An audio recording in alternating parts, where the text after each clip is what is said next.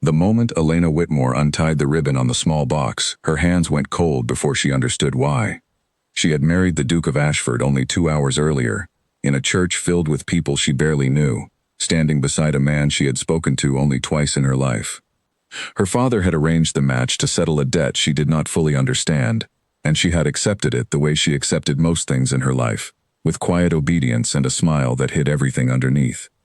The church had been full of flowers that morning, white roses tied with pale ribbon along every pew, and Elena remembered thinking, as she walked down the aisle, that the flowers smelled far sweeter than anything in her father's house had smelled in years. Her father had walked beside her without a single word, his face set in the same stiff expression he wore during business meetings, as though giving his daughter away were simply another transaction to be completed correctly and on time. Elena had looked for some flicker of feeling in his eyes, some small sign that he was proud of her, or sorry to see her go, but she found nothing. She had grown used to finding nothing there. The Duke had been waiting for her at the altar, tall and composed, dressed in dark blue that suited him better than she expected. She barely knew the shape of his voice, let alone the shape of his heart, and yet here she was, promising to share her life with him in front of a room full of strangers. Now she stood at the head of a long table in the great hall of Ashford House, surrounded by guests raising their glasses to her new title, and the Duke was placing a small wrapped gift in her hands. "For you," he said. "It was meant to be given when the time was right." He did not smile when he said it. There was something careful in his voice, something that did not match the joy of a wedding day. Elena noticed it, but the room was watching her, and she had learned long ago not to hesitate in front of an audience. She opened the box. Inside, resting on a bed of faded velvet, was a locket, gold, oval, with a small rose engraved on its face and a thin scratch along the edge that had always been there, for as long as Elena could remember. She knew this locket. She had watched her mother wear it every single day of her childhood, until the day her mother died and the locket disappeared along with everything else that had once made their house feel like a home. Elena's fingers tightened around the box. The guests were still clapping, still smiling, still lifting their glasses in celebration, completely unaware that the bride standing among them had just been struck by something far heavier than any wedding gift should carry. She looked up at the Duke.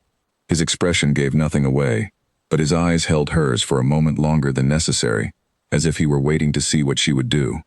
She did the only thing she could do. She smiled, thanked him softly, and closed the box.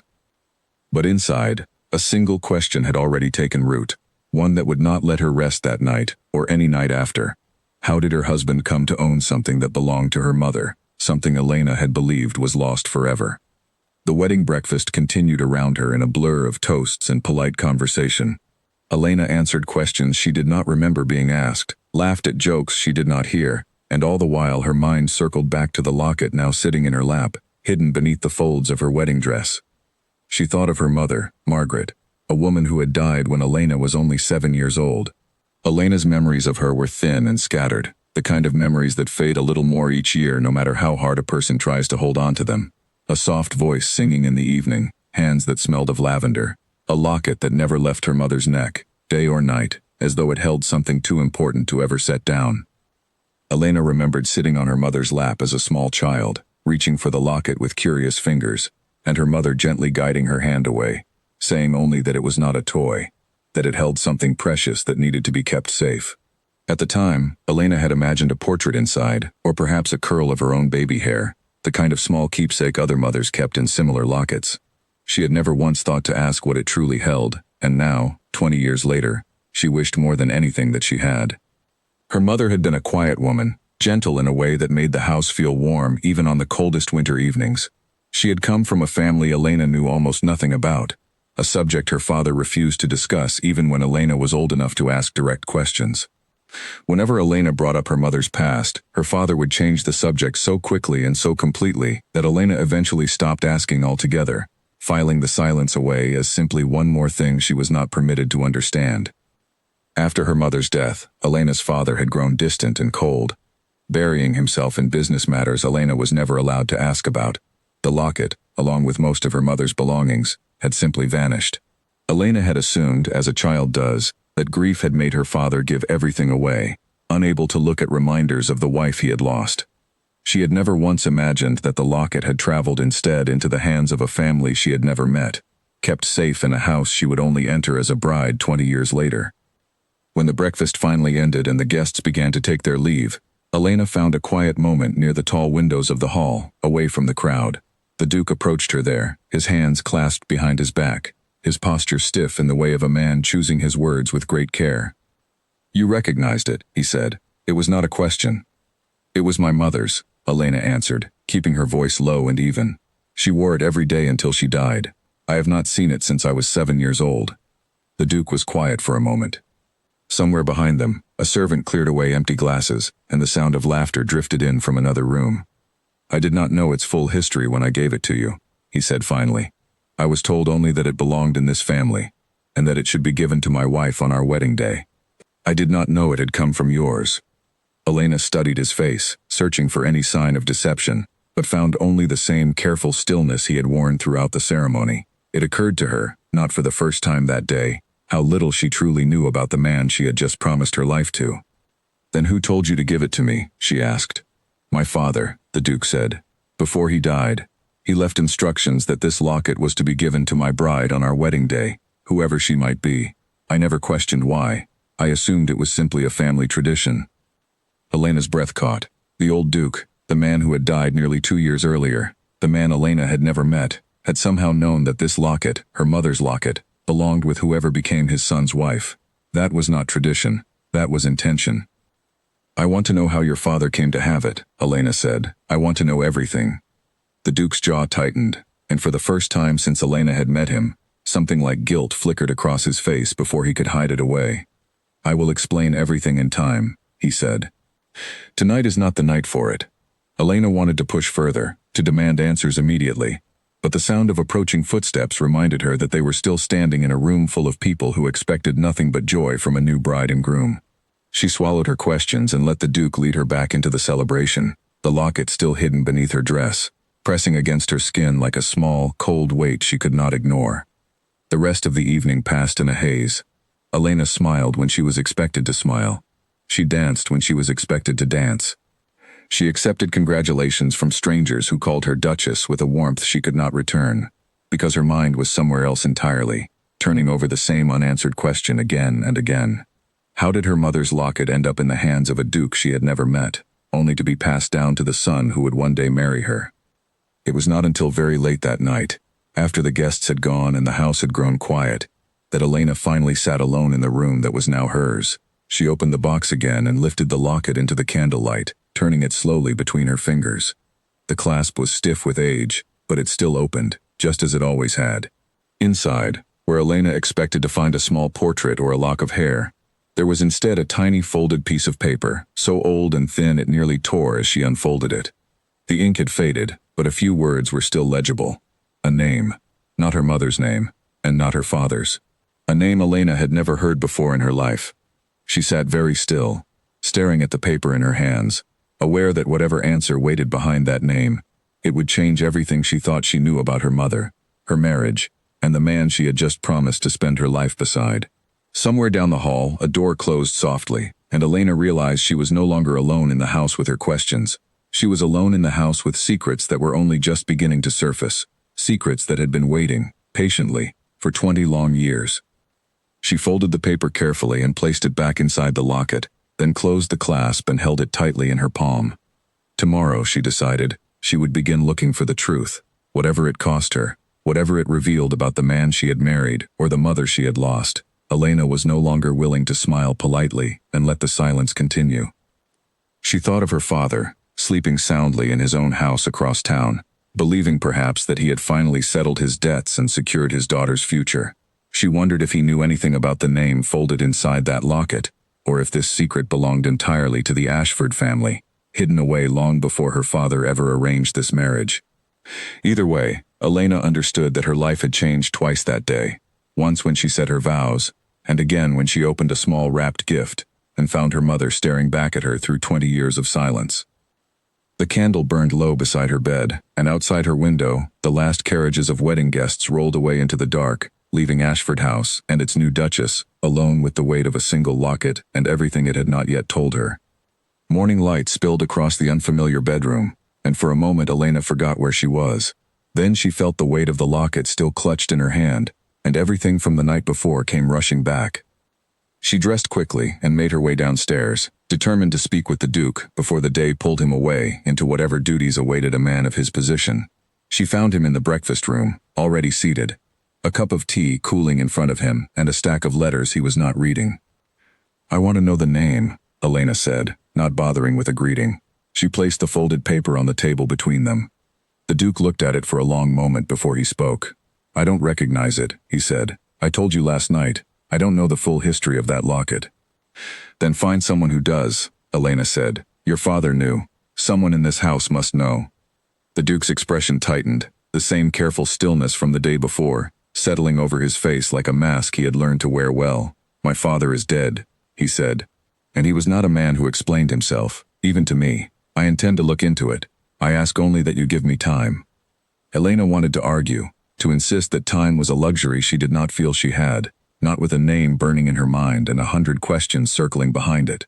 But something in the Duke's voice, a rare thread of honesty beneath the formality, made her pause. She folded her arms and studied him instead. "Then I will look into it myself," she said, "while you take your time." He did not object. He only nodded, slowly, as though he had expected nothing less. The days that followed settled into an uneasy rhythm. Elena was introduced to the running of Ashford House, to a staff of servants who bowed politely and called her Duchess with practiced warmth, yet offered nothing beyond what was required of them. She quickly understood that these were the Duke's people, loyal to a household that had operated smoothly long before her arrival, and none of them seemed inclined to share information with a bride who had been married into the family only days earlier. The isolation was, in its own way, harder than the questions themselves. Elena had grown up without many friends, but she had at least had the comfort of familiar rooms and familiar faces. Here, every hallway looked the same as the last. Every servant greeted her with the same careful politeness that told her nothing and revealed nothing. She ate her meals largely alone, since the Duke was often occupied with matters of business she was not yet included in, and she spent long afternoons wandering the house simply to learn its shape, hoping that familiarity might eventually loosen a few careful tongues. It was during one of these afternoons that she met Alice, a young maid barely older than Elena herself, who had been assigned to help her dress and arrange her hair each morning. Alice was new to the household, having only started at Ashford House a few months earlier, and she lacked the practiced caution of the older staff. She spoke more freely than Mrs. Whitfield ever would, though even she grew quiet whenever the conversation drifted too close to the old Duke or the family's history. "They say the old master kept to himself something terrible in his final years," Alice admitted one morning, brushing out Elena's hair with careful strokes. "Locked himself away in that study for hours, wouldn't let anyone inside, not even to clean. Mrs. Whitfield says it wasn't her place to ask why, and I suppose it isn't mine either." "Did you ever see inside?" Elena asked, keeping her voice light. Alice shook her head quickly. "Never, Your Grace. Only the young master goes in there now, and even he doesn't stay long." Elena filed the information away carefully, another small piece added to a puzzle she was only beginning to understand the shape of. She thanked Alice for her honesty and said nothing more, but that evening, once the house had grown quiet, she found herself standing outside the very door Alice had described, candle in hand, unable to ignore the pull of whatever secrets waited behind it. Still, Elena was patient, and patience had always been one of her few true strengths. She began with small conversations, asking harmless questions about the house, its history, its former mistress, anything that might lead her closer to understanding how her mother's name had ever crossed paths with the Ashford family. It was the head housekeeper, a stern woman named Mrs. Whitfield, who let slip the first useful detail, though she did not seem to realize its importance. Elena had asked, casually, about the portraits lining the east corridor, and Mrs. Whitfield had mentioned that there used to be more of them, before the old Duke ordered several removed to a locked study some years earlier. "Why would he do that?" Elena asked, keeping her tone light, curious rather than pressing.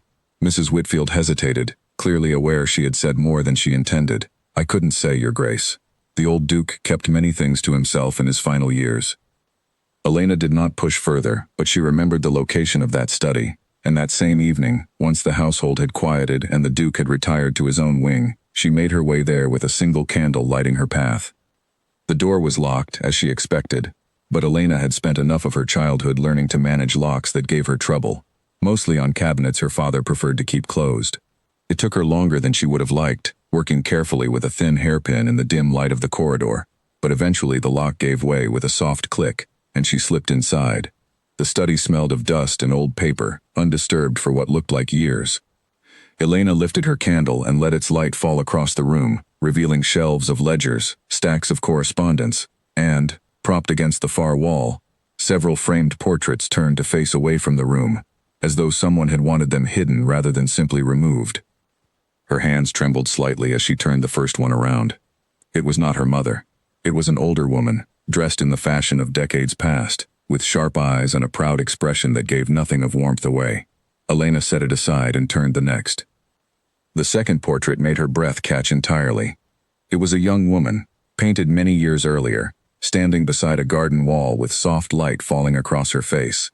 The resemblance was so striking that for a moment Elena thought she was looking at herself in an old mirror, but it was not her own face. It was her mother's, younger than Elena had ever known her, dressed in clothing that did not match anything Elena remembered from their modest home.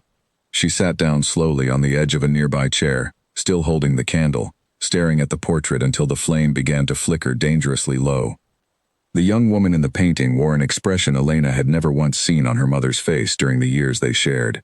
There was no weariness in it, no quiet sorrow, only a kind of open hopefulness that belonged to someone who had not yet learned what life would eventually take from her. Elena reached out and touched the edge of the frame gently, as though the gesture might somehow bridge the 20 years separating the woman she had known from the woman captured here, young and unguarded, in a garden that did not belong to the small house where Elena had grown up. Why would a portrait of her mother, painted long before Elena was born, be hidden away in a locked study belonging to the Ashford family? And why had the old Duke kept it turned to face the wall, as though even the memory of that face was something he could not bear to look upon directly, yet could not bring himself to destroy? She forced herself to keep searching, moving to the shelf of ledgers with shaking hands. Most of them recorded ordinary household expenses, wages paid to staff, purchases of goods long since forgotten. But one ledger, tucked behind the others as though someone had wanted it harder to find, contained entries that made no sense to her at first glance. A name she did not recognize, listed alongside sums of money paid out over the course of several years, all dated long before Elena's mother had married her father. She flipped further through the ledger, finding the same name appearing again and again across several pages, each entry marked with a sum of money and a short notation that meant nothing to her without further context. The payments stopped abruptly a little over 20 years earlier. Around the time, Elena realized with a chill that her mother had married her father and left whatever life she had known before behind her completely. It was as though someone had been paying to keep something quiet, and then, quite suddenly, had no longer needed to. Elena copied the name onto a scrap of paper with trembling hands, tucking it into her sleeve just as she heard the soft creak of a floorboard somewhere behind her. She turned quickly, candle raised, and found the Duke standing in the doorway, his own candle casting long shadows across his face. He did not look angry, as she had feared he might. He looked instead like a man who had been caught in something himself, guilt written plainly across features he usually kept so carefully controlled. "You shouldn't be in here," he said quietly, though there was no real force behind the words. "Then tell me why," Elena said, gesturing toward the portrait still propped against the wall. "Tell me why there is a painting of my mother hidden in your family's locked study, painted before I was even born." The Duke's eyes moved to the portrait, and something in his expression shifted, softened, as though seeing it again after a long absence stirred something he had tried to forget. "I have seen that portrait before," he admitted, "as a boy. I asked my father who she was, and he told me to never ask again. I did not understand then. I am beginning to understand now." "What do you understand?" Elena pressed, stepping closer, refusing to let him retreat into vague half-answers any longer. The Duke was quiet for a long moment, his gaze moving between Elena and the painted face that so closely mirrored her own. When he finally spoke, his voice had lost its careful formality, replaced by something rawer, something closer to honesty than he had offered her since the wedding. "There are letters," he said, "in my father's private archive, further down this corridor. I found them shortly after his death, but never read them fully. I believed they concerned business matters that no longer mattered. I think I was wrong." Elena's heart pounded against her ribs. "Show me," she said. The Duke hesitated only a moment before nodding, leading her deeper into the study, and toward a locked cabinet Elena had not yet noticed, tucked into the far corner of the room, waiting patiently through 20 years of silence for someone finally willing to open it. As he worked the lock, Elena glanced once more at the portrait of her mother, young and unguarded, painted by someone who had clearly known her long before Elena ever existed. Whatever secret connected her mother to this family, it had been buried carefully, deliberately, and for far longer than Elena could yet understand. The cabinet door creaked open, revealing a small bundle of letters tied together with faded ribbon, and Elena felt the full weight of what she was about to uncover settle heavily across her shoulders. There would be no turning back from whatever those pages contained, and for the first time since her wedding day, she found herself uncertain whether she truly wanted to know the truth, or whether some truths, once uncovered, could never be folded quietly away again. The Duke lifted the bundle carefully, as though it might crumble in his hands, and held it out toward her without a word. Elena took it, feeling the brittle paper against her fingers, and knew that whatever waited inside those letters would change everything she believed about her mother, her marriage, and the family she had so unexpectedly become part of. "Not tonight," the Duke said quietly, glancing toward the window where the first hint of gray dawn was beginning to soften the darkness outside. "You should rest. These letters have waited 20 years. They will keep until morning." Elena wanted to argue, wanted to sit down right there among the dusty shelves and read every page by candlelight until the truth revealed itself completely. But exhaustion pressed heavily against her, and some quiet part of her recognized that the Duke was right, that the answers waiting inside that ribbon-tied bundle deserved to be read with a clear mind rather than trembling, sleepless hands. She followed him out of the study, the letters held carefully against her chest, and as he locked the door behind them, Elena realized that something between them had shifted in the last hour, something small but undeniable. He was no longer simply a stranger she had married under obligation. He was, however reluctantly, becoming an ally in the search for a truth that belonged to both of them now, tangled together by a locket and a portrait, and a name neither of them yet understood. Elena did not sleep. She lay awake through what remained of the night, the bundle of letters resting on the table beside her bed, untouched but impossible to ignore. When the first proper light of morning finally filled her room, she rose, dressed quickly, and carried the letters to the small sitting room where she knew the Duke would be waiting. He was already there when she arrived, standing near the window with his own copy of the ledger page in hand, the same tired look on his face that Elena imagined mirrored her own. "I could not sleep either," he admitted before she could say anything. "Shall we read them together?" Elena nodded, and they sat across from each other at a small table, the ribbon-tied bundle placed carefully between them. Her hands trembled slightly as she untied the knot, aware that whatever these pages contained had been hidden away for 2 decades, deliberately kept from the world by a man who was no longer alive to explain himself. The first letter was dated 23 years earlier, written in a careful, looping hand that Elena did not recognize as her mother's, though the name signed at the bottom confirmed it belonged to Margaret, the woman Elena had known only as a quiet presence fading gently through childhood memory. This Margaret wrote with a different voice entirely, confident and warm, addressing someone only as, "My dear friend," describing days spent walking through gardens Elena had never seen, and evenings spent in company Elena had never heard mentioned. "She worked here," the Duke said quietly, reading over Elena's shoulder. "Look, further down. She mentions her duties in the household, arranging correspondence for my father before he became Duke." Elena's breath caught. "My mother worked for your family?" "It seems so," the Duke said, though his voice carried its own confusion, as though this discovery unsettled him nearly as much as it did her. "Before either of us were born, before my father inherited his title." They continued reading, letter after letter, watching a friendship unfold across the fading ink between Margaret and the man who would one day become the old Duke of Ashford. The letters spoke of small joys, shared books, quiet walks, the kind of gentle affection that Elena recognized instantly, having seen its echo in the careful way her mother once hummed old songs while working in their small kitchen. There was nothing improper in the words themselves, nothing that suggested scandal, only warmth between two people who had clearly valued each other deeply during a period of their lives neither had ever spoken of again. But as the letters progressed, their tone began to shift.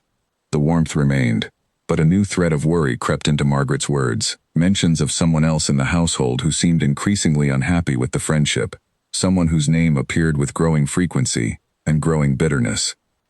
Elena found the name from the ledger appearing here as well, mentioned by Margaret with careful, guarded language, as though even in private correspondence she was afraid of being overheard. "She kept accusing me of things I never did," one letter read. "She has convinced herself that my presence here threatens something she believes belongs to her alone, though I have never once behaved with anything but respect and friendship. I fear her jealousy will not rest until I am gone from this house entirely." The final letters grew shorter, more hurried, the handwriting less careful than before. Margaret wrote of being accused of theft, a charge she insisted was entirely false, planted by someone determined to see her dismissed from the household regardless of the truth. The last letter in the bundle was barely more than a few lines, dated only days before what Elena calculated would have been her mother's sudden departure from the Ashford household forever. "I have been dismissed," it read. "Told to leave before the week is out, my name tied to a crime I did not commit. I do not know how to prove my innocence against a lie so carefully constructed. I only hope that somewhere, someday, the truth finds its way back into the light, even if I am not here to see it happen." Elena set the letter down, her hands unsteady, tears gathering that she refused to let fall in front of the Duke. "She never told me any of this," Elena whispered. "She never once mentioned working here, or being accused of anything, or knowing your father at all. She carried this her entire life and said nothing." The Duke was quiet for a long moment, staring at the small pile of letters, as though they held more weight than paper should ever be able to hold. "My father kept the locket," he said slowly, working through the pieces aloud. "He kept her portrait hidden away, rather than destroyed. He left instructions for it to be given to whoever became his son's bride. I think he never stopped believing she was innocent. I think he spent the rest of his life carrying guilt for not protecting her when it mattered." "Then why did he never find her?" Elena asked, her voice sharper than she intended. "Why did he never clear her name, or return the locket while she was still alive to receive it herself?" The Duke had no answer for that, and his silence stretched long and heavy between them. Elena rose from her chair and walked to the window, needing distance, needing air, needing a moment away from the weight pressing down on her chest. "Someone accused her of theft," Elena said finally, staring out at the gray morning light. "Someone jealous of a friendship that was never anything more than kindness, and that person's lie followed my mother for the rest of her life, quiet and unspoken, until she died still carrying the shame of something she never did. We will find out who," the Duke said, moving to stand beside her. "I promise you that. Whoever did this is likely still connected to this family in some way. The payments in that ledger did not stop, because the debt was settled honestly. They stopped because your mother left, and could no longer be silenced by other means." Elena turned to look at him, searching his face for the same careful stillness he had worn since their wedding day, but found instead something raw, something that looked almost like shame on behalf of a family whose sins he was only now beginning to understand. "I need to know who wrote that lie," Elena said. "I need to see her name cleared, even now, even this late. She deserved better than a lifetime of silence." "So she shall have it," the Duke said quietly. "I give you my word." They spent the remainder of the morning going through what remained of the old Duke's private papers, searching for anything that might identify the person behind Margaret's dismissal. It was slow, careful work, made harder by the old Duke's habit of referring to people by initials or vague titles rather than full names, as though even in his private records he had been cautious about who might one day read them. It was Elena who finally found the clue they needed. Tucked into a household account book from the same period as the letters. A payment recorded under the name Beatrice, described only as compensation for discretion regarding household matters, dated the same week Margaret's final letter had been written. "Beatrice," Elena said aloud, testing the name. "Do you know that name?" The Duke's face changed the moment he heard it, a flicker of recognition passing quickly behind his eyes before he could smooth it away. "My aunt," he said slowly. "My father's younger sister. She still lives not far from here. She attended our wedding." Elena felt something cold settle in her stomach. She tried to recall the guests from her wedding day, the dozens of faces that had blurred together in her memory, and found she could not place a single woman among them who might now be revealed as the architect of her mother's ruin. "Are you certain?" Elena asked. "I cannot be certain of anything yet," the Duke admitted. "But she was young when my father inherited the title, unmarried at the time, and she has always been particular about her place within this family.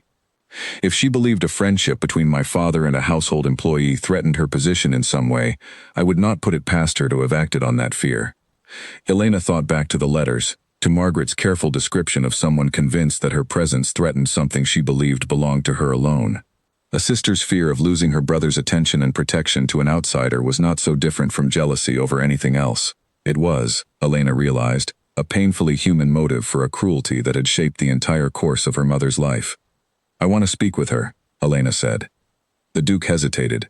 She is not an easy woman to confront directly.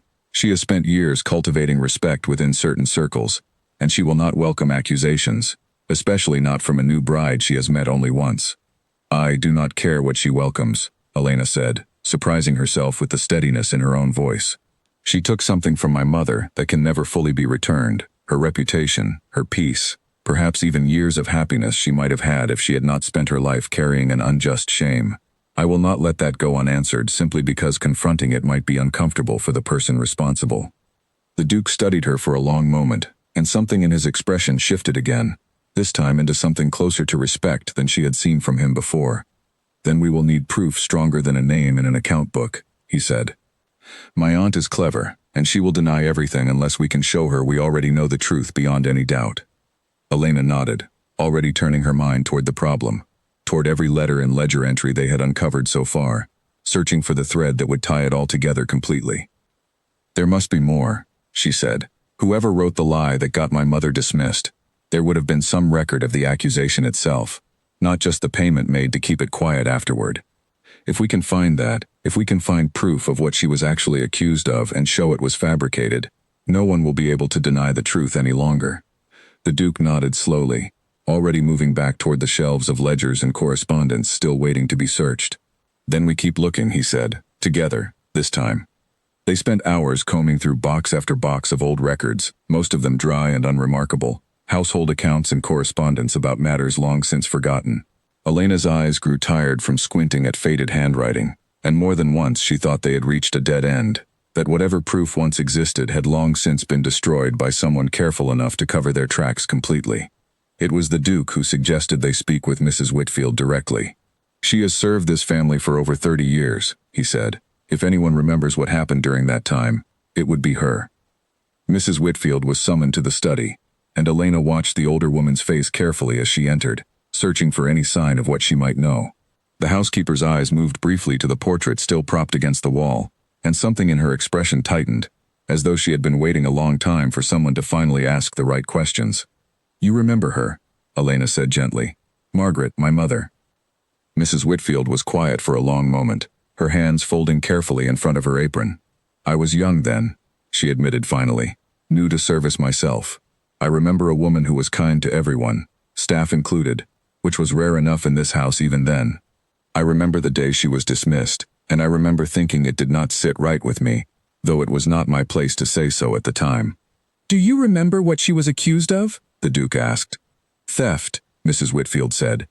A missing piece of jewelry, if I recall correctly, though I always found it strange that nothing was ever truly proven. She was simply told to leave, quietly, quickly, with little explanation given to the rest of the staff. Do you know who made the accusation? Elena pressed. Mrs. Whitfield hesitated, glancing briefly toward the Duke before answering, as though weighing whether it was truly her place to speak ill of the family she had served so faithfully for so many years. I do not know for certain, she said carefully. But I remember Lady Beatrice took a great interest in the matter, more interest than seemed usual for someone who had barely spoken to Margaret before that week. It was Lady Beatrice who first raised the concern to the old Duke, if my memory serves me correctly. Elena felt the last piece settle into place, though it brought her no comfort, only a colder certainty than before. Thank you, she said quietly. Truly, I know this was not an easy thing to say. Mrs. Whitfield offered a small, sad smile before excusing herself, leaving Elena and the Duke alone once more, with the weight of confirmation neither of them had truly wanted, yet both had known was coming. A missing piece of jewelry, Elena repeated slowly, turning the words over in her mind. The locket. Do you think that is what she was accused of taking? Her own mother's locket, later inherited and passed down through your family as though it had always belonged here? The Duke's face went pale as the pieces aligned in his mind as well. If the locket was truly hers to begin with, a gift perhaps, or something given to her by my father in friendship, then Beatrice may have accused her of stealing the very thing that was rightfully hers. And when Margaret was dismissed, the locket remained here, kept as though it had always belonged to this family, rather than to the woman it was taken from. Elena's hands curled into fists at her sides. 20 years of silence, 20 years of her mother carrying an unjust shame, all built upon a lie so carefully constructed that even the object at its center had been twisted into proof of guilt, rather than what it truly was. A token of genuine kindness, stolen away along with her mother's reputation. We need the proof, Elena said, her voice steady despite the anger simmering beneath it. Not just memory and suspicion. Something written, something undeniable, that shows the accusation was false from the very beginning. Elena allowed herself a small measure of comfort in those words, though she knew the search ahead would not be easy, and the woman they were preparing to accuse would not surrender her reputation without a fight of her own. But for the first time since opening that small wrapped gift on her wedding day, Elena felt something steady beneath her feet, a sense of purpose rather than simply confusion, a direction to walk in rather than a question with no answer in sight. Outside, the gray morning had begun to brighten into something closer to sunlight, and Elena turned back to the shelves beside her husband, ready to spend however many hours it took uncovering the last pieces of a truth that had waited 20 long years to finally be told. They worked through the remainder of the day with a shared sense of purpose that had not existed between them before that morning. The Duke sent word that he would not be receiving visitors, and Elena ignored the small stack of correspondence waiting for her attention, as the new Duchess, matters that had felt urgent only a day earlier, and now seemed entirely unimportant compared to the truth they were slowly assembling. By late afternoon, they had found a second account book, older than the first, containing a brief record in the old Duke's own hand. It was not a full confession, nothing so direct, but it noted a payment made to Beatrice for what he called settling the matter quietly, along with a short, guarded line expressing doubt about whether the accusation against Margaret had ever been fully justified. It was not proof enough to satisfy a court, but it was enough to satisfy Elena that her instincts had been correct from the very beginning. He knew, Elena said quietly, staring at the faded ink. Even then, he suspected the truth and did nothing to correct it. He was young himself, the Duke said, though his voice carried little defense of his father's choices, young, and perhaps unwilling to accuse his own sister of something so serious without absolute certainty. It does not excuse his silence. But I think, in his own quiet way, he spent the rest of his life trying to make amends for it, keeping the locket safe rather than selling it, keeping her portrait rather than destroying it, waiting for some future moment when the truth might finally have a chance to surface. Elena closed the account book gently, aware that the sun outside had begun to sink low toward the horizon, painting the study in soft amber light. Then let us give him that moment, she said, even if he is not here to see it happen. The Duke reached over and, for the first time since their wedding day, took her hand in his, not out of formality or performance for watching guests, but simply because the moment called for something steadier than words alone could offer. Tomorrow, he said, we speak with my aunt. Lady Beatrice lived in a smaller house, not far from Ashford House, a property she had occupied since before the old Duke's death, maintained comfortably through an allowance the family had always provided without question. Elena had met her only once, briefly, during the wedding breakfast, and remembered little more than a sharp-eyed woman in dark green silk who had offered polite but distant congratulations before disappearing into the crowd. Before they left, Elena had taken a quiet moment alone in her room, sitting at the small writing desk with her mother's letters spread out before her one final time. She read through them slowly, no longer searching for clues, only allowing herself to hear her mother's voice again, young and hopeful, long before life had taught her to carry silence as a form of protection. Elena traced the looping handwriting with one finger, wishing more than anything that she could have known this version of her mother, the one who laughed easily and wrote of gardens and books without fear of being misunderstood. She thought of her father too, still unaware of any of this, still believing perhaps that his daughter's marriage had simply settled a debt and nothing more. Elena wondered whether he had known any part of her mother's history, whether Margaret had ever confided in him the way she confided in her letters, or whether she had carried this entire chapter of her life alone, even within her own marriage. It was a question Elena could not yet answer, and one she was not certain she wanted to ask him directly, not until she understood the full truth herself. She folded the letters carefully back into their bundle, tied the ribbon with steady hands, and went to meet the Duke in the entrance hall, where he waited with the account book already tucked beneath his arm. He studied her face for a moment, as though checking to see whether she was truly ready for what lay ahead. "We do not have to do this today," he said quietly. "If you need more time." "I have waited 20 years without knowing," Elena said. "I do not intend to wait a single day longer than necessary." The carriage ride there felt longer than it truly was. Elena sat across from the Duke, the account book and the letters carefully wrapped and held in her lap, rehearsing in her mind every possible way this conversation might unfold. She had imagined confrontation, denial, perhaps even tears, but she found she could not predict which version of Beatrice they would actually encounter once they arrived. The housekeeper who answered the door seemed surprised to see them, quickly ushering them into a small sitting room while she went to inform her mistress of the unexpected visit. Elena used the brief wait to study the room around her, noting the fine but slightly faded furnishings, the portraits of the Ashford family lining the walls, evidence of a woman who had built her entire identity around a connection to a title that was never quite her own. Beatrice entered a few minutes later, composed and unhurried, though Elena noticed the slight tightening around her eyes when she saw the bundle of papers resting in Elena's lap. "Nathaniel," she said, addressing the Duke with the familiarity of an aunt greeting a nephew. "And the new Duchess, what an unexpected pleasure, though I confess, visits so soon after the wedding usually means something has gone wrong. We need to discuss something from the past," the Duke said, his voice measured but firm in a way Elena had not heard him use before. "A woman named Margaret who once worked in this family's household." Something flickered behind Beatrice's eyes, gone almost as quickly as it appeared, replaced immediately by a carefully composed expression of mild confusion. "I'm afraid that name means little to me," she said. "It has been so many years since I could recall every servant who passed through that house." "She was not simply a servant," Elena said, keeping her own voice steady despite the anger building beneath her calm exterior. "She was my mother." Beatrice's composure slipped, just barely, a flicker of something sharper crossing her features before she smoothed it away again. "I see," she said slowly. "Then I imagine this visit is not entirely social." "We have letters," the Duke said, placing the bundle on the table between them. "Written between Margaret and my father, describing a friendship that troubled you a great deal, apparently. We have an account book with a payment recorded in your name, described only as compensation for discretion. And we have testimony from someone still living in this household who remembers you were the one who first raised concerns about missing jewelry, concerns that led directly to Margaret's dismissal."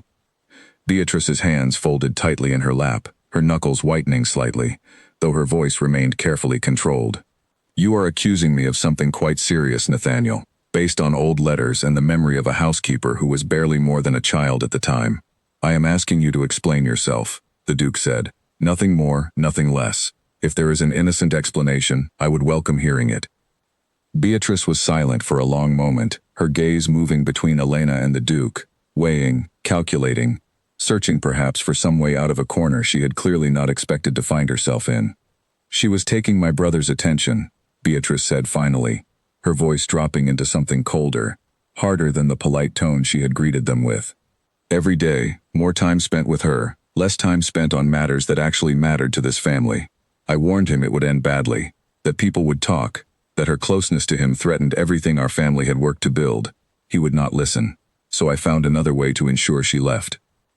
Elena's breath caught at the casual cruelty in Beatrice's admission, spoken now without the careful denial she had offered only moments before, as though once the truth began to surface, there was no longer any reason to hide it fully.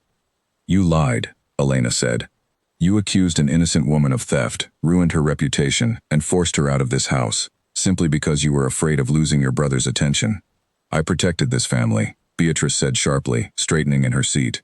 "You cannot understand what it was like, watching an outsider work her way so deeply into my brother's trust. I did what was necessary. I have never regretted it." "She spent the rest of her life believing she was guilty of nothing but kindness," Elena said, her voice trembling now with an emotion she could no longer fully contain. "She never told me any of this. She carried your lie in silence until the day she died, and I never once had the chance to tell her the truth, because I did not know it myself until 3 days ago." Beatrice's expression flickered again, something almost like discomfort passing briefly across her features before hardening once more into defiance. "I am sorry for your loss," she said, though the words carried little genuine warmth, "but I will not apologize for protecting this family's position. Whatever became of her afterward was not my concern." The Duke rose from his seat, his expression colder than Elena had ever seen it. "This family's position," he repeated slowly, "was built in part on a lie you constructed to protect your own comfort. My father spent the remainder of his life quietly trying to atone for a truth he was too afraid to correct publicly. I do not intend to make the same mistake." "And what do you intend to do?" Beatrice asked, though her voice had lost some of its earlier confidence. "Announce to the world that the Ashford family once ruined an innocent woman's reputation over jealousy? Think of what that would do to this family's name." "I am thinking of it," the Duke said, "and I have decided that the truth matters more than a name built on silence." "You are a fool, then," Beatrice said, though the sharpness in her voice could not quite mask the fear beginning to surface beneath it. "Names carry weight in society you have only just begun to understand, Nathaniel. Once people begin to whisper, they do not easily stop. You will damage this family for the sake of a woman who has been dead for years and cannot even thank you for the effort." "She may not be able to thank me," Elena said, her voice steady despite the tremor she felt beneath it. "But I can, and I will not spend the rest of my life pretending I do not know what happened to her, simply because the truth is inconvenient for you." Beatrice's eyes moved slowly between Elena and the Duke, calculating, weighing whether further denial might still serve her better than the confession she had already partly offered. But something in the set of the Duke's jaw seemed to convince her that the moment for denial had already passed. "Do what you must," she said finally, her voice flat, drained now of its earlier authority. "But do not expect me to make this easy for you." Elena gathered the letters and the account book back into her arms, her hands steadier now than they had been during the carriage ride over. "You may not regret what you did," she said to Beatrice, "but you will not be permitted to hide from it any longer either." They left the house without another word exchanged, Beatrice remaining seated in her chair, her composed mask finally cracking into something closer to real fear as she watched them go. The carriage ride home was quiet, both of them processing what had just occurred, the confirmation of a truth they had both suspected yet still found difficult to fully absorb now that it had been spoken aloud. Elena stared out the window at the passing countryside, her mother's letters held tightly against her chest, feeling a strange mixture of vindication and grief tangled together so tightly she could not separate one feeling from the other.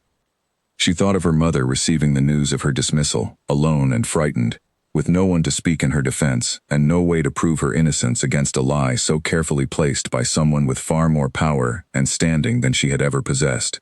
Elena wondered how her mother had found the strength to rebuild her life afterward, to marry, to raise a daughter, to sing softly in the evenings as though nothing had ever been taken from her at all. It struck Elena, somewhere deep beneath her anger, that her mother's quiet gentleness had not been an absence of feeling, but a kind of hard-won peace built carefully over the wreckage of an injustice she had chosen not to pass on to her own child. "I keep thinking of what she must have felt," Elena said quietly, breaking the silence in the carriage, leaving everything behind, unable to defend herself, and then simply continuing, building a whole life afterward, as though it had never happened. "That takes a particular kind of strength," the Duke said, "the kind that does not announce itself loudly, but endures all the same." Elena nodded, wiping quickly at her eyes before the tears could fall freely. "I wish I had known her better," she said. "I wish I had been old enough, when she was alive, to ask the right questions." "Perhaps this is your chance to know her now," the Duke offered gently, through her own words, in her own hand, exactly as she truly was, before any of this happened to her. Elena considered that for a long moment, turning the thought over carefully. There was something true in it, something comforting even amid the anger and grief still swirling inside her. She had spent her whole life believing her mother to be a quiet, unremarkable woman who had simply faded gently through the years of her childhood. Now she understood there had been an entire chapter of vibrancy and courage hidden beneath that gentleness. A woman who had loved deeply, suffered unjustly, and still chosen warmth over bitterness in the years that followed. "She will not simply accept this quietly," the Duke said eventually, breaking the silence between them. "My aunt has spent years cultivating her position within certain social circles. She will not want the truth to spread, and she will likely try to protect herself however she can." Elena nodded slowly, already anticipating what might come next. "Then we should prepare ourselves," she said. "Because I do not intend to let this rest simply because it makes someone uncomfortable. My mother deserves to have her name cleared, even now, even this late." The Duke reached across the carriage and took her hand again, this time without hesitation. "Then we will see it done," he said, "whatever it costs us." Elena looked down at their joined hands, remembering the distant stranger who had stood beside her at the altar only days earlier, a man she had known almost nothing about. He was still largely a stranger to her in many ways, but something had shifted between them over these past few days. Something built not on the arrangement that had brought them together, but on a shared determination to correct a wrong that had waited 20 years too long already. Outside, the sun was beginning to set over the fields surrounding Ashford House, and Elena allowed herself, for the first time since opening that small wrapped gift on her wedding day, a quiet moment of something close to hope. The truth was no longer buried. It was simply waiting now for its final reckoning, and Elena intended to see that reckoning through to the very end, no matter what Beatrice attempted in response. Word traveled faster than Elena expected. Within days of their visit to Beatrice, Elena began noticing small shifts in the way people around her behaved. Invitations that had arrived promptly in the first week of her marriage slowed to a trickle, A neighboring family who had called on her twice suddenly found excuses to postpone a third visit. Even Alice, usually so easy in conversation, seemed to hesitate before speaking, as though something uncomfortable now hung in the air between them that had not been there before. Word had also reached her father, it seemed, because a brief note arrived from him that same week, the first communication Elena had received since her wedding day. It was short, formal, asking only whether the rumors circulating about her were true, and whether she required his intervention in any way. Elena read the note twice, struck by how little comfort it offered despite its careful phrasing, and struck harder by the realization that she did not yet know whether her father had any knowledge of her mother's history with the Ashford family at all. She wrote back briefly, telling him only that she was well, and that the rumors were unfounded, choosing not to reveal the deeper truth until she understood it completely herself. Some part of her wondered whether he would react with shock or with quiet recognition when the full story finally became public, whether her mother had ever confided in him even partially, or whether Margaret had carried her secret so completely that not even her husband had known the shape of what she once endured. It was Mrs. Whitfield who finally told her the truth of it, cornering Elena gently one afternoon in the hallway outside the sitting room. "There is talk, Your Grace," the housekeeper said, keeping her voice low. "In town, about your marriage, and about you specifically. I thought you should hear it from me rather than from a stranger's careless words." "What kind of talk?" Elena asked, though some part of her already suspected the answer. "That you married the Duke under false pretenses," Mrs. Whitfield said carefully. "That your family's debts were far worse than anyone believed, and that you have been unwell in ways that make you unsuitable for the position you now hold. I do not believe a word of it myself, but I thought you should know it is spreading." Elena felt a cold anger settle over her, sharp and clarifying. She did not need to ask who had started such rumors. Only one person had reason enough, and only one person possessed both the social standing and the desperation required to attempt something so calculated. She found the Duke in his study later that evening and told him everything Mrs. Whitfield had shared. His expression darkened as he listened, his hands curling slowly into fists at his sides. "She is trying to discredit you before you can discredit her," he said. "If she can convince society that you are unstable, unreliable, perhaps even dangerous to the family's reputation, then anything you say about her involvement in your mother's dismissal can be dismissed as the ravings of an unwell woman rather than the truth." "And if she succeeds?" Elena asked. "She will not succeed," the Duke said firmly. "Not while I stand beside you." But Elena had learned enough about society in her short time as Duchess to know that reputations, once damaged, were not easily repaired, regardless of how firmly a husband might defend his wife in private. Whispers spread faster than truth, and by the time truth arrived to correct them, considerable damage had often already been done. The following week brought the first true test of Beatrice's campaign. A grand gathering had been planned for weeks before Elena's wedding, hosted by a prominent family within the same social circle the Ashfords had always moved through, and canceling their attendance now would only fuel further suspicion. Elena dressed carefully that evening, her nerves steadier than she expected, though she could feel the weight of upcoming scrutiny pressing against her chest the entire carriage ride there. The gathering hall was already crowded when they arrived, filled with the soft murmur of conversation and the glimmer of candlelight against polished glass. Elena felt eyes turn toward her the moment she entered, felt the subtle shift in conversation as her presence was noticed, and, she suspected, discussed in tones too quiet to catch clearly. She had attended enough gatherings in her short life to recognize the particular quality of attention now directed her way. Not the warm curiosity typically shown toward a new bride, but something cooler, more guarded, the kind of scrutiny reserved for someone whose place in a room was no longer fully certain. A few acquaintances greeted her with genuine warmth, seemingly untouched by whatever whispers had begun circulating, but Elena noticed others who found sudden reasons to turn away, or who offered greetings so brief and formal they bordered on dismissal. She kept her composure through it all, reminding herself silently that whatever judgment these strangers had already formed, it was built on lies she and the Duke would soon be prepared to correct completely. It was not their opinion of her that mattered tonight. It was the truth itself, patient and waiting, ready finally to be spoken plainly after 20 years of careful silence. Beatrice was already there, seated near the center of the room, dressed impeccably and surrounded by a small cluster of admirers who hung on her every word. She looked up as Elena entered, and for just a moment, something like satisfaction flickered across her face before she smoothed it carefully away. Elena kept her chin high and moved through the room with as much composure as she could manage, greeting familiar faces, accepting polite but noticeably cooler conversation than she had experienced only weeks earlier. She understood, without needing to be told directly, that Beatrice's rumors had already taken root here, quietly poisoning the goodwill Elena had only just begun to build. It was during a lull in the evening's music that Beatrice made her move, approaching Elena directly with a small, tight smile that did not reach her eyes. "Duchess," she said, her voice carrying just enough to draw the attention of those standing nearby. "I do hope marriage has been treating you well. I understand the adjustment can be difficult for someone unaccustomed to the pressures of such a position."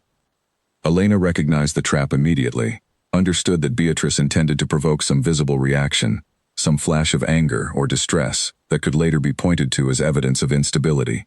She kept her voice calm, deliberately unhurried. "The adjustment has been interesting," Elena said.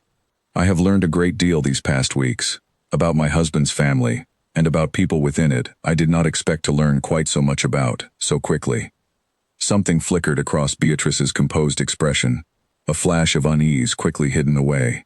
A few nearby guests exchanged curious glances, sensing an undercurrent to the conversation they could not quite place. "How fortunate for you," Beatrice said, her smile tightening further. "Family history can be so illuminating, can it not?" "It certainly can," Elena agreed, "especially when long-buried truths finally find their way back into the light." The Duke appeared at Elena's side then, having noticed the tension building across the room, and slipped his arm gently around her waist in a gesture that was equal parts affection and quiet warning directed toward his aunt. "Aunt Beatrice," he said, his voice pleasant, but carrying an edge Elena had come to recognize. "I trust you have been enjoying the evening." "Immensely," Beatrice said, though her eyes remained fixed on Elena with something colder than politeness. "Though I confess, I worry sometimes about the company you keep, Nathaniel. A man in your position must be so careful about who he trusts." "I have never trusted anyone more carefully in my life," the Duke said, "than I trust my wife." The words landed with quiet weight, and Elena felt something steady settle inside her chest at hearing them spoken so plainly, so publicly, in front of the very woman who had tried so hard to undermine her standing. Beatrice's composure cracked, just slightly, before she recovered it, and offered a thin, polite excuse to retreat toward another part of the room. Elena watched her go, aware that this small victory, however satisfying, had not yet resolved anything permanently. Beatrice would not simply give up after one uncomfortable exchange at a party.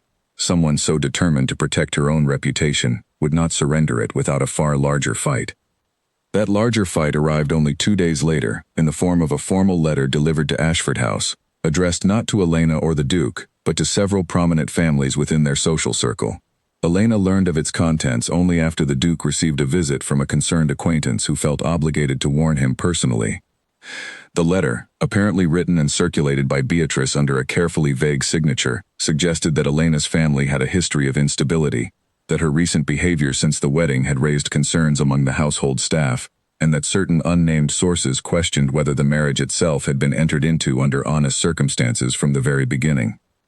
"She is attempting to isolate us both," the Duke said grimly, reading the letter Elena had managed to obtain a copy of. "If enough families believe this, our position within society becomes untenable, regardless of what truth we eventually manage to prove." Elena read the letter herself, feeling anger rise steadily within her chest, not fear, but a fierce and clarifying resolve that pushed aside whatever uncertainty had lingered since Beatrice's first attempt at the gathering. "Then we stop waiting for the perfect moment to reveal the truth," Elena said. "We bring it forward ourselves, publicly, before she can spread this any further." The Duke considered this carefully. "It is a risk," he said. "Once the truth is spoken publicly, there is no controlling how it spreads, or what judgments people choose to make from it. Some may sympathize with your mother, others may simply see scandal, regardless of who was truly at fault." "I am not afraid of scandal," Elena said. "I am afraid of my mother's name remaining stained forever, simply because the truth was too inconvenient to speak aloud. I would rather face judgment for revealing an uncomfortable truth than spend my life protecting the comfort of the person who caused it." The Duke studied her for a long moment, something like admiration passing behind his eyes, before he nodded slowly in agreement. "Then we will need to choose our moment carefully," he said. "A setting where the truth cannot easily be dismissed, or twisted afterward, somewhere public enough that denial becomes impossible, yet controlled enough that we can present the evidence clearly, without confusion." Elena thought for a moment, an idea beginning to take shape. "The autumn gathering," she said. The one my husband's family hosts each year, at Ashford House itself. Beatrice will attend, as she always does. Everyone who matters within our circle will be present. If we present the truth there, in our own home, on our own terms, she will have nowhere to retreat, and no easy way to twist the narrative in her favor." The Duke nodded slowly, the plan settling into place between them. "It is bold," he said, "but I believe it is also right." Elena felt a steady calm settle over her despite the enormity of what they were preparing to do. 20 years of silence had shaped her mother's entire life, and Beatrice's desperate attempt to protect herself now only confirmed how deeply that silence needed to be broken, publicly, undeniably, once and for all. "Then let us prepare," Elena said. "There is no more time left for waiting." The days leading up to the autumn gathering passed in careful, deliberate preparation. Elena and the Duke gathered every piece of evidence they had collected, the letters, the account books, the ledger entries, organizing them into a clear and undeniable account of what had happened to Margaret 20 years earlier. They spoke with Mrs. Whitfield again, this time asking directly whether she would be willing to confirm her memories publicly, should it come to that. The housekeeper considered the request carefully, clearly weighing the risk to her own position within the household against the weight of an injustice she had carried quietly in her memory for so many years. "I have served this family faithfully for a very long time," she said finally, "but I served your mother's memory poorly by staying silent when I might have spoken sooner. I will not make that mistake twice. I will confirm what I remember, whatever the cost to myself." Elena felt a rush of gratitude toward the older woman, understanding fully now what courage it required for someone in her position to speak against a member of the family she depended upon for her livelihood. "Thank you," Elena said. "I will not forget this." Alice, too, proved more helpful than Elena expected. Though she had no direct knowledge of the events from 20 years earlier, she had overheard enough servants' gossip in her short time at Ashford House to know that Beatrice's temper and jealousy were hardly unique to this single incident. She quietly gathered a few additional names, older staff members who had since moved to other households but who might remember fragments of the story from their own years of service under the old Duke. The Duke, meanwhile, focused his efforts on the guest list itself, ensuring that the families most likely to have heard Beatrice's rumors would be present at the gathering, so that whatever truth was revealed there would reach exactly the audience that needed to hear it corrected. He also sent quiet word to a few trusted friends within his circle, men whose opinions carried weight among their peers, explaining enough of the situation to ensure they would not be caught entirely by surprise when the evening's events unfolded.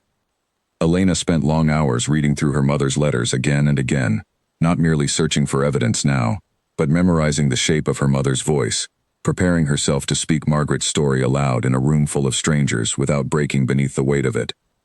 She wanted her mother's name restored not through anger alone, but through the same quiet dignity Margaret herself had carried through every difficult year that followed her dismissal. 2 nights before the gathering, Elena sat with the Duke in the same study where they had first discovered the letters, the portrait of her mother now uncovered and hung properly upon the wall rather than hidden facing away from the room. "Are you frightened?" the Duke asked quietly, watching her study the painted face so similar to her own. "Terrified," Elena admitted. "But more than that, I am ready. I have spent my whole life not knowing why my mother carried such quiet sadness beneath her gentleness. I will not spend another day pretending I do not know the answer now." The Duke reached over and took her hand, the gesture no longer unfamiliar between them as it had been in the earliest days of their marriage. "Whatever happens at that gathering," he said, "you will not face it alone. I promise you that." Elena squeezed his hand gently, drawing strength from the steadiness in his voice, and turned her gaze back toward her mother's portrait, young and hopeful, waiting patiently after 20 long years for the truth to finally be spoken aloud. Outside the study window, the last light of evening faded slowly into darkness, and somewhere across town, Elena knew, Beatrice was likely preparing her own defenses, unaware of exactly how much evidence now stood ready against her. 2 more days, Elena thought, resting her hand gently against the locket she now wore openly around her own neck. 2 more days, and her mother's silence would finally end. The autumn gathering at Ashford House had always been one of the season's most anticipated events, and this year proved no exception. Carriages lined the drive from early evening onward, delivering guests dressed in their finest, eager for an evening of music, conversation, and the particular pleasure of seeing and being seen within their carefully maintained social world. Elena stood at the top of the grand staircase, watching the hall fill below her heart steady despite the enormity of what the evening still held. She wore a deep green gown that evening, her mother's locket resting openly against her collarbone, rather than hidden beneath fabric as it had been on her wedding day. She had decided, in the quiet hours before the gathering began, that she would not hide any part of this truth any longer, not even something as small as the visible presence of the locket itself. The Duke joined her at the top of the stairs, offering his arm with a small, reassuring smile. "Ready?" he asked quietly. "As I will ever be," Elena answered. They descended together, greeting guests as they arrived, Elena's composure holding firm despite the curious glances that followed her throughout the early part of the evening. She caught sight of Beatrice arriving fashionably late, dressed in deep burgundy silk, moving through the crowd with practiced confidence that Elena now recognized as carefully constructed armor rather than genuine ease. The evening progressed much as any other gathering might, music drifting through the grand hall, guests mingling in small clusters, laughter rising and falling in familiar rhythms. Elena waited patiently, watching for the right moment, the moment when enough of the guests who mattered had gathered comfortably enough that the truth, once spoken, could not simply be dismissed or overlooked. That moment arrived just after the musicians paused between pieces, when the Duke raised his voice to address the room, drawing attention naturally as any host might before a toast or announcement. "Friends," he began, his voice carrying easily across the hall, "before the evening continues, my wife and I would like to share something with you, a matter that concerns this family's history, and one we believe deserves to be spoken honestly, rather than left buried any longer." A ripple of curious murmurs passed through the crowd, guests turning their attention toward the small raised platform where Elena and the Duke now stood together. Elena caught sight of Beatrice near the edge of the room, her expression tightening as she understood immediately what was about to unfold. Elena stepped forward, her hand resting briefly against the locket at her throat before she began to speak. 20 years ago, she said, her voice steady, despite the nerves fluttering beneath her calm exterior, a woman named Margaret worked within this household. She was kind, hard-working, and trusted by many who knew her, including the old Duke of Ashford, with whom she shared a genuine friendship built on nothing more than mutual respect and warmth. The room had grown quiet now, every eye fixed on Elena as she continued. That friendship was misunderstood by someone within this family, someone who feared it threatened her own position and standing. Rather than address her concerns honestly, this person chose instead to fabricate an accusation of theft against Margaret, a lie that led directly to her dismissal from this household, her reputation destroyed by a crime she never committed. Beatrice's face had gone pale, her hands gripping the edge of a nearby table as though needing something solid to steady herself against. "Margaret was my mother," Elena continued, her voice growing stronger rather than weaker as she spoke. "She carried the shame of that lie for the rest of her life, never once telling me the truth of what happened to her, choosing instead to build a quiet, gentle life, despite the injustice she had endured. She died believing herself guilty of something she never did, and I only learned the truth myself in these past weeks, through letters written in her own hand, through household records kept quietly by a man who, I believe, always suspected the truth but lacked the courage to speak it aloud during his own lifetime." Elena reached into the small bag she carried and produced the bundle of letters, holding them up for the room to see.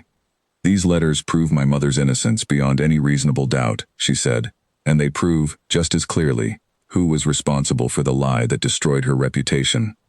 All eyes in the room turned slowly toward Beatrice, who stood frozen near the edge of the gathering, her earlier composure entirely abandoned now. "This is absurd," Beatrice said, though her voice lacked the conviction it had carried during their earlier confrontation. "You cannot simply stand here and accuse me based on old letters and second-hand memory." "I am not accusing you based on second-hand memory alone," Elena said calmly. "I am accusing you based on your own admission, spoken directly to myself and my husband only days ago, when you confirmed that you orchestrated my mother's dismissal out of jealousy over her friendship with your brother."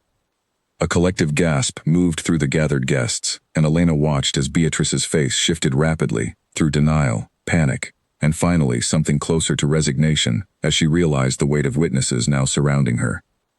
Mrs. Whitfield stepped forward then, as she had quietly promised to do, her voice trembling slightly but clear enough for the room to hear. "I remember Margaret," she said. "I remember her kindness, and I remember the strange circumstances of her dismissal. Circumstances that never sat right with me, even as a young servant unable to question my betters. I remember Lady Beatrice raising the initial concerns that led to her accusation, concerns that were never properly investigated before Margaret was sent away." The room had fallen into stunned silence now, broken only by the soft crackle of candlelight, and the shuffling of guests exchanging uncertain glances with one another.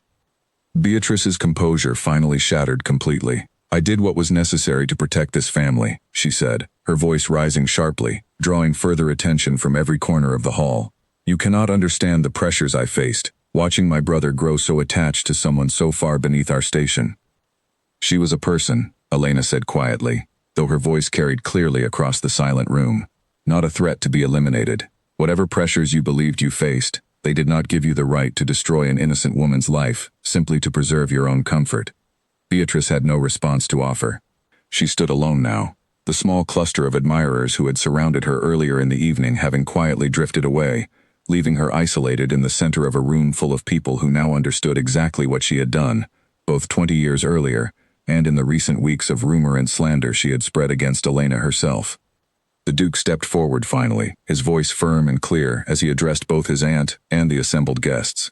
"My aunt will no longer be welcome within this household," he said. "Nor will her attempts to discredit my wife be tolerated any further. The truth has been spoken tonight, and I trust everyone present will carry it forward honestly, rather than allow old lies to continue circulating unchecked." Beatrice left the gathering shortly after. Her exit met with cold, uncomfortable silence rather than the polite farewells she might once have expected. Elena watched her go, feeling not triumph exactly, but something quieter and more settled, a sense that a debt long overdue had finally, if imperfectly, been paid. Elena's father had been among the guests that evening, having accepted an invitation weeks earlier before any of this had unfolded, and Elena had spent much of the speech aware of him standing somewhere near the back of the hall, his expression unreadable throughout her account of Margaret's history. He approached her once the room had begun to settle again, his face pale, his usual stiff composure replaced by something Elena had rarely seen from him in all her years growing up in his house. "I did not know," he said quietly, once they had found a moment of relative privacy near the edge of the hall. "Your mother never told me any of this. I knew only that she had worked in service somewhere before we married, and that she preferred not to discuss those years. I never pressed her on it. I assumed simply that the memories were unhappy ones, tied to a difficult period of her life before she found something better." "She carried it alone," Elena said, "for her entire life." Her father was quiet for a long moment, his eyes drifting toward the portrait Elena had mentioned during her speech, though he could not yet see it from where they stood. "I loved your mother very much," he said finally, his voice rougher than Elena had ever heard it. "I wish she had trusted me enough to share this burden rather than carrying it silently beside me for all those years. I wish I had asked more questions instead of simply accepting her silence as something to be respected rather than something worth gently understanding." Elena reached out and took her father's hand, an act of tenderness that had grown rare between them since her mother's death, when his grief had hardened into distance rather than softened into shared comfort. "She protected you from it," Elena said, "just as she protected me. I do not think it was a lack of trust. I think it was simply the only way she knew how to carry pain, quietly, so it would not touch the people she loved." Her father nodded slowly, blinking back an emotion he seemed unaccustomed to showing so openly in public. "I am glad you know the truth now," he said, "even if it came so many years too late for her to see it happen herself." "It is not too late," Elena said gently. "Her name is clear now. That matters, even now." The remainder of the evening passed differently than it had begun. Guests approached Elena throughout the following hour, offering quiet words of sympathy and respect, some sharing their own memories of Margaret from years long past, memories Elena had never had the chance to hear before tonight. She listened to each one carefully, gathering these small fragments of her mother's life like pieces of a portrait finally being completed after 20 years of absence. Later that night, once the last guests had departed and the great hall had grown quiet again, Elena found herself back in the study, standing before her mother's portrait one final time. The Duke joined her there, standing quietly at her side. "You did what she never had the chance to do herself," he said softly. "You spoke the truth, publicly, without fear." Elena reached up and touched the locket resting against her collarbone. "She carried this silently for so long," she said. "I think somehow she would be glad to know it finally found its way back into the light." "She would be proud of you," the Duke said. "I am certain of that." Elena turned to look at him, seeing not the distant stranger she had married weeks earlier, but someone who had walked beside her through every difficult step of uncovering this truth, someone who had chosen honesty over the comfortable silence his own family had maintained for 20 years. "Thank you," she said quietly, "for standing beside me tonight, for choosing truth over the easier path." "I made a promise to you," the Duke said. I intend to keep every promise I make, from this day forward. Elena smiled, a small, genuine smile that felt different from the polite expressions she had worn throughout her wedding day weeks earlier. This marriage had not begun with love, or even true familiarity, but something had grown steadily between them through these past difficult weeks, something built on shared purpose and hard-won trust, rather than convenient arrangement alone. She looked once more at her mother's portrait, painted so many years earlier in a garden Elena would never see, capturing a moment of hope before life had taught Margaret the weight of silence and injustice. Elena made a quiet promise to herself in that moment, that she would carry her mother's memory forward honestly, without shame, and that the locket now resting against her own skin would never again need to be hidden away in fear or secrecy. The candles burned low in the study as the night deepened around them, but for the first time since opening that small wrapped gift on her wedding day, Elena felt something close to peace settle over her, steady and quiet, much like the woman whose memory she had finally, fully restored. In the weeks that followed, Ashford House settled into a rhythm quite different from the uncertain, guarded atmosphere that had marked the earliest days of Elena's marriage. Word of the gathering's events spread quickly through their social circle, and though a few families remained cautious, most received the truth with the same sympathy Elena had witnessed that night in the Great Hall. Beatrice retreated from society almost entirely, her name mentioned now only in hushed, disapproving tones rather than the polite respect she had once commanded so easily. Mrs. Whitfield's standing within the household only grew stronger after her courage that evening, and Elena made certain the older woman knew how deeply her honesty was valued, not just for the truth she had helped uncover, but for the quiet dignity with which she had carried it forward despite the risk to herself. Alice, too, found herself drawn closer into Elena's confidence, no longer simply a maid attending to her mistress's hair each morning, but something closer to a genuine friend within a household that had once felt so achingly unfamiliar.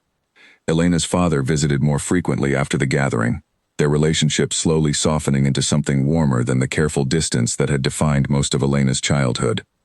He spoke, on occasion, of small memories of her mother he had never shared before, fragments of laughter or quiet affection that had nothing to do with the pain of the past, simply evidence of a life well loved despite everything Margaret had carried silently beneath it.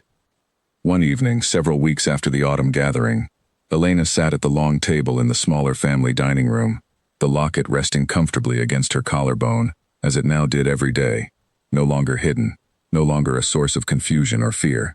The Duke sat across from her, and for once, the silence between them carried none of the careful distance that had once marked their earliest days together. It was simply the easy quiet of two people who had grown, gradually and honestly, into something resembling genuine partnership. "I have been thinking," the Duke said, setting down his glass, "that we should have my father's portrait restored properly, and Margaret's as well, hung together somewhere they can both be seen, rather than left hidden away in that study any longer." Elena considered this for a moment, picturing the two portraits finally brought into the light after so many years of careful concealment. "I think she would like that," she said, "being remembered openly, rather than kept as a secret this family was ashamed of." "Then it shall be done," the Duke said, a small, genuine smile crossing his face, the kind Elena had come to recognize as entirely different from the careful formality he had worn during their earliest days together. Elena reached across the table and took his hand, feeling none of the uncertainty that had once accompanied that same gesture weeks earlier. Their marriage had not begun with love, and it had certainly not begun with honesty, built instead upon an arrangement neither of them had fully chosen for themselves. But something real had grown in its place since then, forged through shared purpose and hard truths faced together rather than avoided. Outside the dining room windows, autumn had begun to settle fully over the grounds of Ashford House, the trees turning gold and amber in the fading evening light. Elena thought of her mother, young and hopeful in that garden portrait, and felt, for the first time in her life, that she finally understood the woman who had raised her, not as a quiet, faded memory, but as someone who had loved fiercely, suffered unjustly, and still managed to build a life of gentle warmth despite everything taken from her. The locket rested lightly against her skin, no longer a mystery, no longer a wound reopened, but simply a piece of her mother finally, fully returned to where it belonged, resting quietly over Elena's own heart. Spring arrived at Ashford House with a gentleness that felt, to Elena, like the natural continuation of everything the past autumn and winter had settled into place. The gardens outside her window had begun to bloom again, and the household, once so unfamiliar and guarded, now moved with the easy rhythm of a home that had finally found its footing. Elena had grown close with several of the staff over the intervening months, particularly Alice, whose quiet friendship had deepened into something Elena valued as much as any relationship she had formed since arriving at Ashford House. It was Alice who mentioned, one bright morning while arranging Elena's hair, that a young woman had recently arrived seeking work in the village nearby, a woman whose surname Alice did not recognize but whose manner reminded her faintly of someone she could not quite place. Elena thought little of it at first, until a chance encounter in the village market brought her face to face with the woman herself.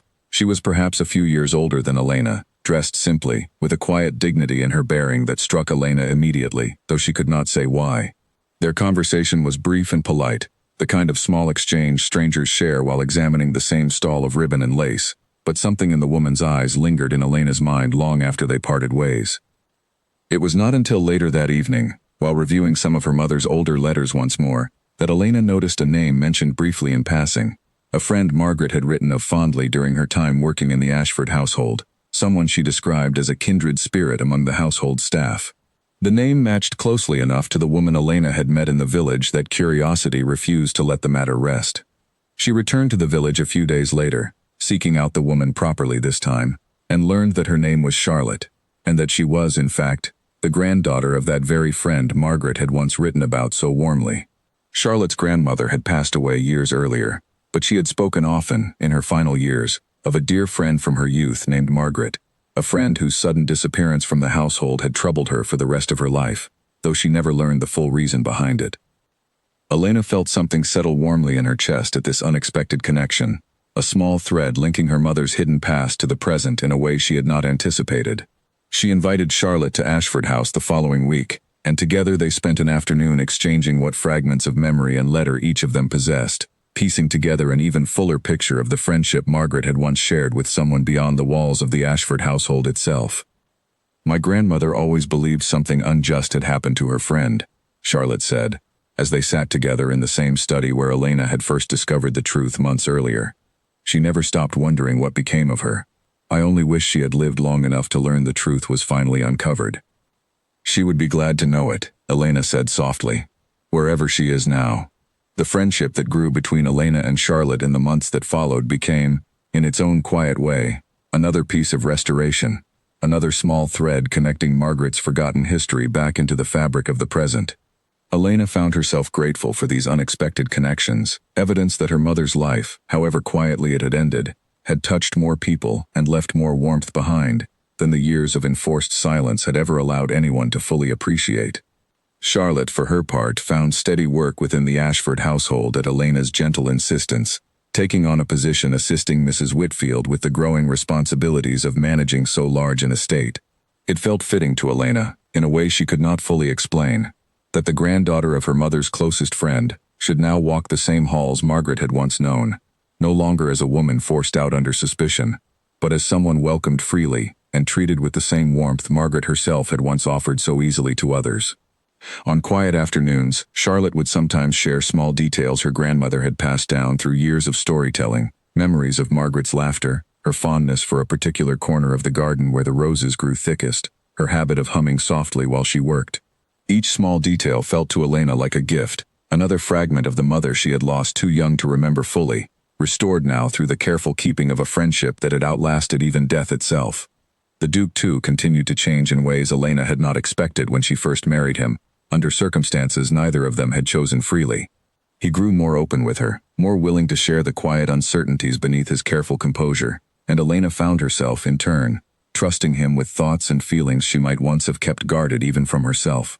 One afternoon, several months after the portraits of Margaret and the old Duke had finally been restored and hung together properly in the main gallery, Elena stood before them both, studying the two faces that had once been kept hidden away out of shame and fear.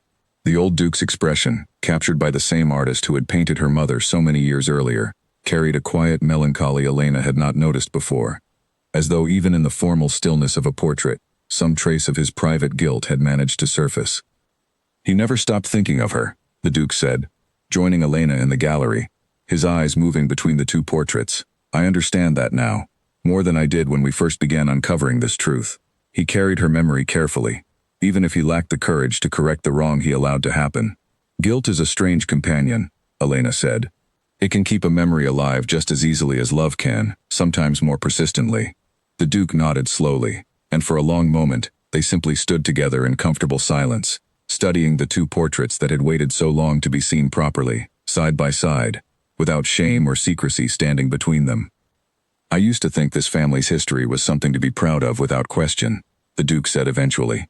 "Titles, land, a name respected across the county for generations. I am learning now that pride built on silence is a fragile thing, easily shattered once the truth beneath it finally surfaces. I would rather our family be known now for the courage to correct its mistakes than for the illusion of a past without any." Elena reached for his hand, threading her fingers through his without hesitation. "That is a better inheritance to leave behind," she said, "than any title or land could ever provide." They remained there a while longer, the afternoon light shifting slowly across the gallery floor, illuminating first one portrait and then the other, until both faces, mother and father to the family Elena now belonged to fully, were bathed equally in the same warm glow. Later that evening, Elena received a letter from her father, who had taken to writing more regularly since the autumn gathering, sharing small updates about his own life, and asking, in turn, about hers. This particular letter carried news that surprised her deeply. An admission that he had recently visited her mother's grave for the first time in many years, bringing with him a small bouquet of flowers and, for the first time since her death, speaking aloud to her the truth Elena had uncovered about her dismissal from the Ashford household. "I told her she was finally free of it," he wrote. "I do not know if she could hear me, but I felt, standing there, that some old weight had finally lifted, not just from her memory, but from my own heart as well. Thank you, Elena, for having the courage to seek this truth when I never thought to look for it myself." Elena read the letter twice, tears gathering that she allowed to fall freely this time, no longer needing to hide her emotions behind careful composure. She folded the letter gently and placed it alongside her mother's own letters, another small piece added to the collection of truth and memory she had worked so hard to uncover and preserve. That night, Elena stood once more at her bedroom window, the locket resting against her collarbone as it always did now, and looked out over the grounds of Ashford House, bathed in soft moonlight. She thought of her mother, young and hopeful in that garden portrait, and of the long, difficult road that had led from a single wrapped gift on her wedding day to the quiet peace she now carried within her. Her marriage had not begun with love, but it had grown into something steady and true, built upon shared purpose and hard-won honesty, rather than the convenient arrangement that had first brought them together. Her relationship with her father, once distant and cold, had softened into something warmer than she had known possible, and her mother, once remembered only as a quiet, faded presence from childhood, now lived fully in Elena's memory as a woman of courage and warmth, her name finally cleared, her story finally told. Elena touched the locket gently, feeling its familiar weight against her skin, no longer a mystery or a wound, but simply a piece of her mother carried forward with pride rather than hidden away in fear. Whatever challenges still lay ahead for her and the Duke, whatever further truths might yet surface from the quiet corners of the past, Elena felt ready to face them with the same steady resolve that had carried her through these past difficult months.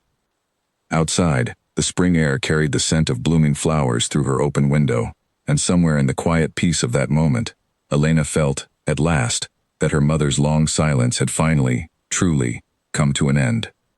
She thought back often, in the months that followed, to that first evening at Ashford House, standing among strangers with a small wrapped gift in her hands, unaware of everything it would come to reveal. She had been so frightened then, so uncertain of the man she had married and the family she had married into, carrying nothing but a locket and a question with no answer in sight. Now, standing at her window with spring settling gently over the grounds below, she understood how far that single question had carried her. It had carried her into locked studies and dusty ledgers, into difficult conversations with a woman who had never intended to be caught, into a public reckoning she had once feared might destroy everything she was only beginning to build. And it had carried her, too, into a marriage that had grown into something she had never expected to find, a partnership built not on convenience or arrangement, but on the shared work of uncovering truth and standing firmly beside one another, through whatever that truth demanded. Charlotte visited often now, and Elena found herself looking forward to those afternoons more than she once would have believed possible. Two women bound together across generations by a friendship neither of them had chosen, but both had come to treasure. Mrs. Whitfield, too, remained a steady presence within the household, her quiet courage that autumn evening never forgotten by either Elena or the Duke, who made certain she knew her place within Ashford House was valued far beyond simple duty. Elena's father continued to write, his letters growing warmer with each passing month, filled now with small memories of her mother he had once kept carefully guarded, as though sharing them might somehow diminish his own grief. Instead, Elena found, sharing them only deepened the connection between father and daughter that had grown distant during the difficult years following Margaret's death. They spoke now, when he visited, of things they had never discussed before: her mother's laughter, her love of gardens, the particular way she used to hum softly while mending clothes by the fire. The Duke, too, had changed in ways Elena had not anticipated when she first stood beside him at the altar, a stranger bound to her by obligation rather than choice. He had grown more willing to question the quiet assumptions his family had carried for generations, more determined to build something honest rather than simply comfortable. Elena watched him sometimes, working through estate matters at his desk or walking the grounds in the early morning light, and felt a quiet gratitude settle over her, not for the marriage itself, which had begun under circumstances neither of them had wanted, but for the man he had chosen to become once the truth demanded something more of him than careful silence. As the last light of evening faded fully into darkness, Elena closed her window gently and turned back toward the quiet warmth of her room, the locket still resting against her skin, a piece of her mother finally, fully restored to where it belonged. Whatever the future held for her and the Duke, for Ashford House and the family it now represented, Elena felt ready to meet it honestly, carrying her mother's memory forward not as a secret to be hidden, but as a story worth telling, openly, proudly, for as long as she lived to tell it.